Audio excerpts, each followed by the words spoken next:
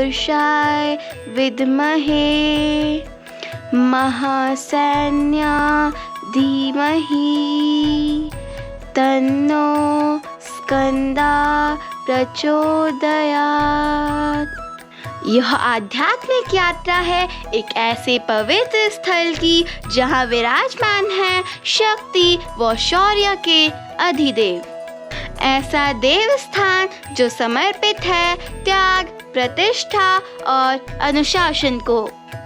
भूमि जिससे जुड़ी है जन्म और निर्वाण की शिव शक्ति लीला।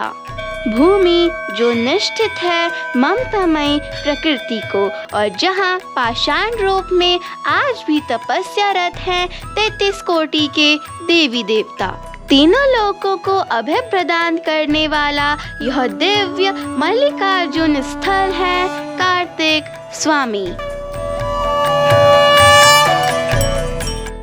भगवान कार्तिकेय के पवित्र दिव्य समर्पण की इस देवभूमि उत्तराखंड से आप सभी को मेरा शुभ प्रणाम।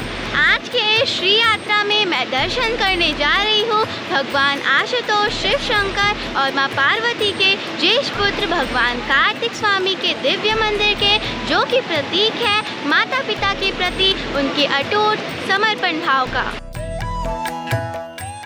अभी मैं रुद्रप्रयाग संगम पर हूँ, जहाँ महर्षि नारद ने एक पैर पर खड़े होकर भगवान शिव की उपासना की थी, जिससे प्रसन्न होकर भगवान शंकर ने नारद जी को यहाँ रुद्र रूप में दर्शन दिए थे। साथ ही उन्हें संगीत की शिक्षा और पुरस्कार स्वरूप वीणा भेंट की थी।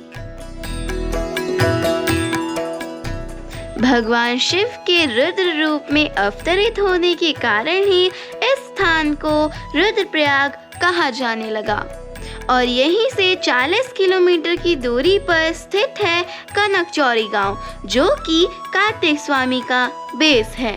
कार्तिक स्वामी मंदिर जाने के लिए सबसे पहले हमें पहुंचना होगा कनकचौरी गांव।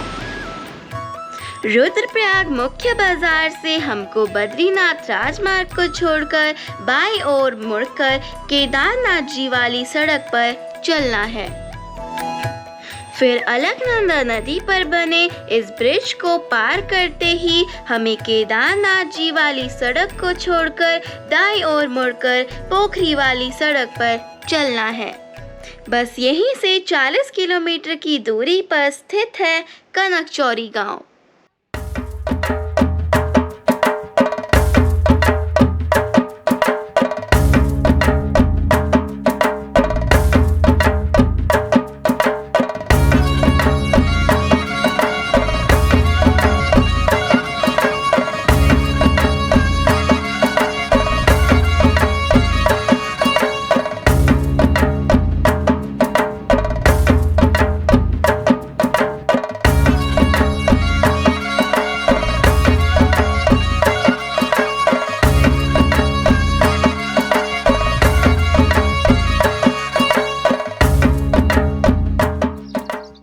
आज के इस श्री यात्रा में मेरे साथ फर्स्ट टाइम मेरी दादी जी भी हैं।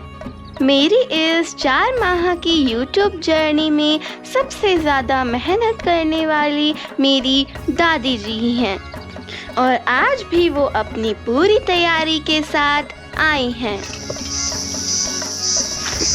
मेरे को अचार भी खत्म हो गया। पानी देना ना अचार का। नहीं, यहीं पे रखना।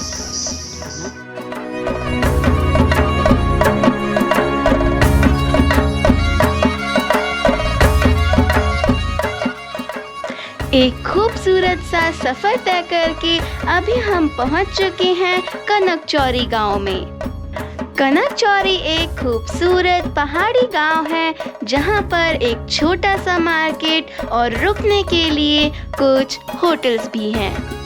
यहाँ पर होटल के बहुत ज़्यादा ऑप्शंस तो नहीं है, लेकिन अगर आप अपना पहला स्टे कनकचौरी में करना चाहते हैं तो यहाँ पर आपको आसानी से रूम मिल जाएगा। भगवान कार्तिक स्वामी का मंदिर 3050 मीटर के एलिवेशन पर स्थित है। इसका मतलब हमको यहाँ से मंदिर तक लगभग 3.5 किलोमीटर का पैदल ट्रैक करना है। और इस ट्रैक में जिस चीज़ की सबसे ज़्यादा ज़रूरत पड़ने वाली है वो है पानी, क्योंकि यहाँ से चलने के बाद हमें पानी सीधा ऊपर मंदिर के आश्रम में ही मिलेगा। देवों की इस भूमि में अधिकतर देवस्थान ऊंचाई वाले जगहों पर ही स्थापित हैं, जहाँ सरलता से नहीं बल्कि सरल होकर ही पहुँचा जा सकता है। किसी भी दिव्य मंदिर की यात्रा आध्यात्मिक ज्ञान और अनुभूतियों को आत्मसात करने का सबसे पवित्र माध्यम है, जिसमें हमें भगवान से मिलने, उनको देखने और उनकी लीलाओं को अनुभव करने का मौका मिलता है। भगवान कार्तिक स्वामी जी की यात्रा के महत्व, सचेतन भाव, व्यक्तिपरक मर्म और दिव्य स्वरूप को आत्मसात करने के लिए हमको पहले उनकी जन्म की यात्रा को समझना होगा। वो पत्ता देखो दादी कैसे हिल रहा है हमारा। भगवान कार्तिकेय का जन्म राक्षस तारकासुर के वध के उद्देश्य पूर्ति हेतु हुआ था, क्योंकि तारकासुर को वरदान प्राप्त था कि शिव पुत्र के अतिरिक्त अन्य कोई उसे नहीं मार सकता।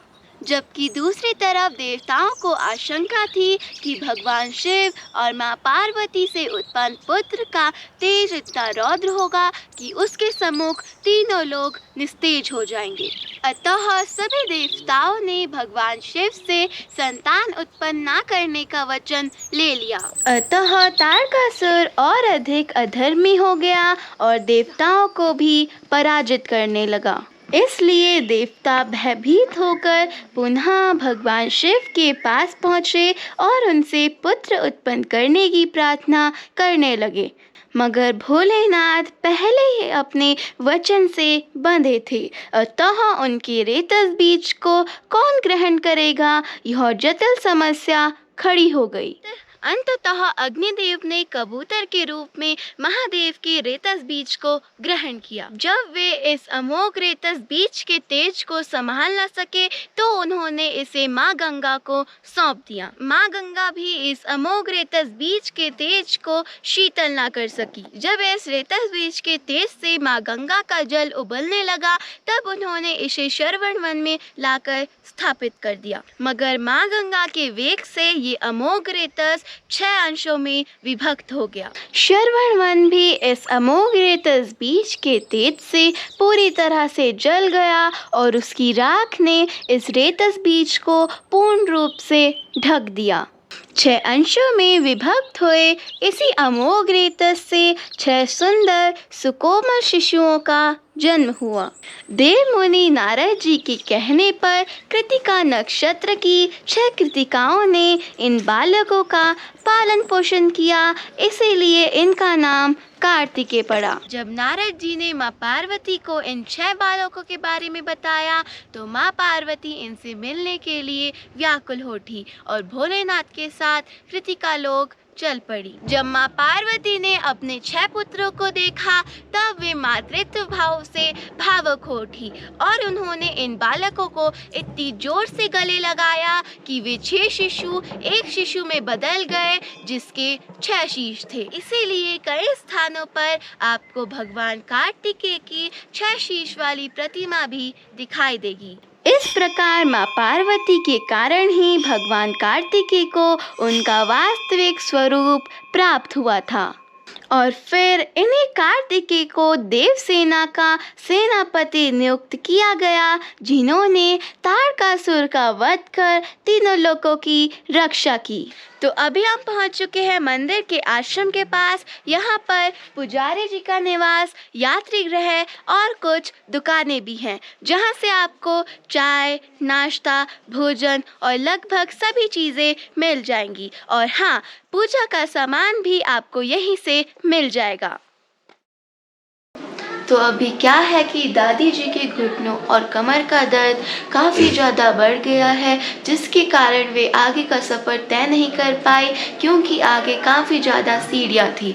इसीलिए हमारे प्लान में थोड़े से चेंजेस आए हैं। तो आज रात हम यहीं होम स्टे में रुकेंगे और कल सुबह दर्शन करेंगे भगवान कार्तिक स्वामी जी के। 14 फरवरी 2023 इस दिन मैंने YouTube पर अपना फर्स्ट वीडियो अपलोड किया था। तब से मन में इच्छा थी कि भगवान कार्तिक स्वामी के मंदिर को अपने तरीके से एक्सप्लोर करूं।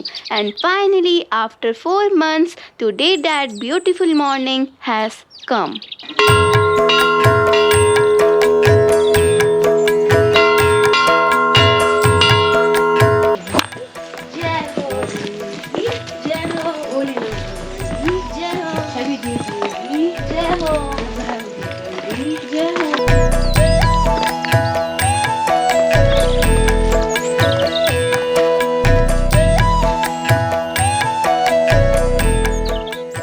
कहते हैं कि इस स्थान पर वन देवियां ही भगवान कार्तिकेय की देखभाल करती थी, अतः आज भी यहाँ वन देवियों को पूजा के रूप में श्रृंगार का सामान चढ़ाया जाता है।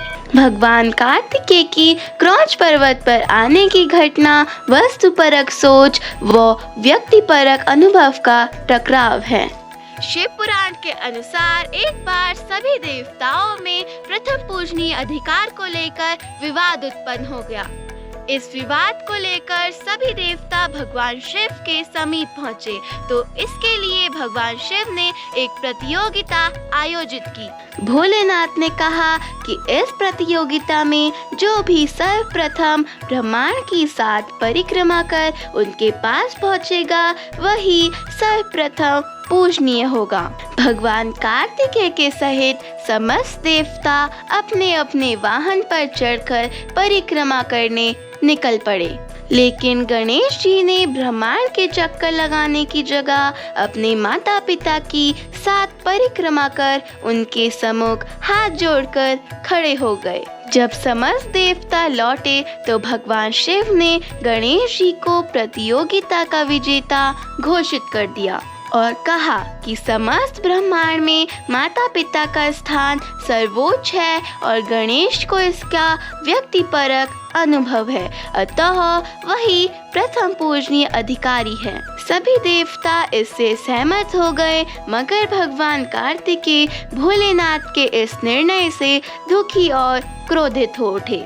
फिर माँ पार्वती ने कार्तिकेय को समझाया कि इस जीवन में कुछ चीजें व्यक्तिपरक और कुछ वस्तुपरक होती हैं। जीवन के सभी अनुभव व्यक्तिपरक होते हैं और गणेश अपने व्यक्तिपरक अनुभव के आधार पर विजय हुए हैं। मगर भगवान कार्तिकेय को माँ की कोई बात समझ नहीं आई, क्योंकि माँ पार्वती की वजह से ही भगवान कार्तिकेय को उनका वास्तविक स्वरूप मिला था, अतः उन्होंने क्रोध में आकर अपने शरीर का सारा मांस काट कर माँ पार्वती को समर्पित कर दिया और कंकाल रूप में वे इस क्रौंच पर्वत पर चले आए। मंदिर के पास पहुंचकर सबसे पहले दर्शन होते हैं मंदिर के रक्षक देव भैरवनाथ जी के, और भैरवनाथ जी के पास ही विराजमान है भोलेनाथ के 11वें रुद्र अवतार हनुमान जी। ठीक सामने जो पर्वत है वह है क्रौंच पर्वत, और इस क्रौंच पर्वत पर तपस्यारत है देवादिदेव महादेव के ज्येष्ठ पुत्र भगवान कार्तिकेय।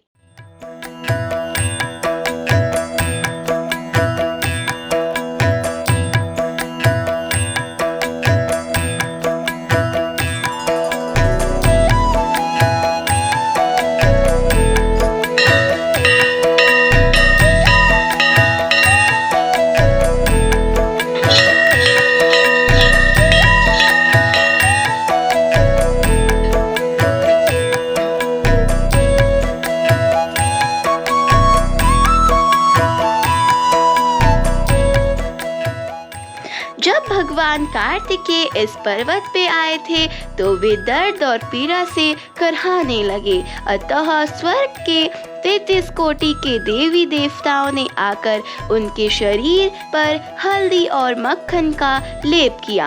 अतः आज भी यहाँ पर भगवान कार्तिक स्वामी को हल्दी और मक्खन से लेपित किया जाता है और माना जाता है कि 33 कोटि के देवी देवता यहाँ पाषाण रूप में विराजमान हैं।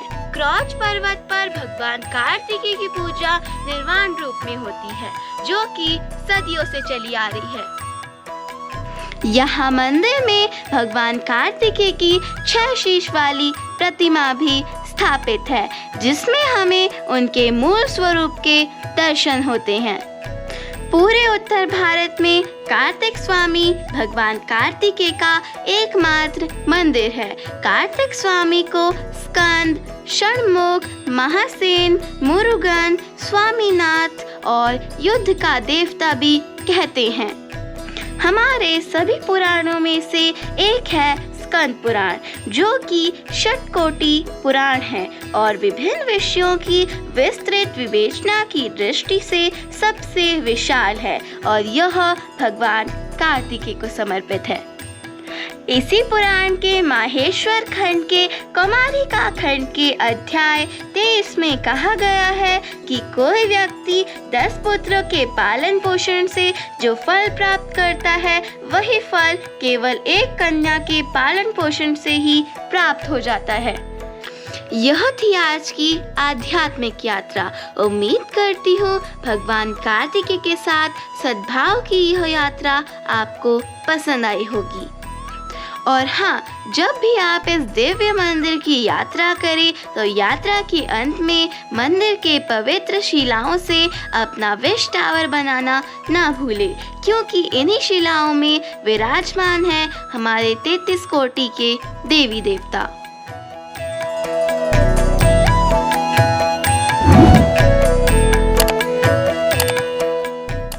जय कार्तिक स्वामी।